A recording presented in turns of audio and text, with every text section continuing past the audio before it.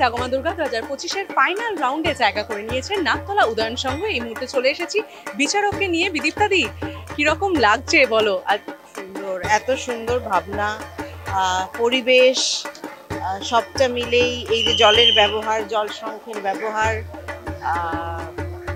ওদের থিম হচ্ছে অর্পণ, মানে আমরা যে ওই পিতৃতর্পণ করি মহালয়ার দিন, রামচন্দ্র অকাল বোধন করেছিলেন, সেই সময় তর্পণ করেছিলেন, সবটা মিলিয়ে যা থিম, তার সঙ্গে ভাবনা, মণ্ডপ, আলোকসজ্জা, মূর্তি, সবটাই অসাধারণ। নাকতলা বরাবরই খুবই ভালো প্রতিমা বানান, মণ্ডপ করেন। সত্যি কিন্তু এবছর নাকতলা উদয়ন সংঘ বেশ অভিনবভাবে সাজিয়ে তুলেছে বরাবরের মতো তাদের পুজো মণ্ডপকে। অবশ্যই চোখ রাখুন এরকম আপডেটসের জন্য ইনকোটা টিভির পর্দায়।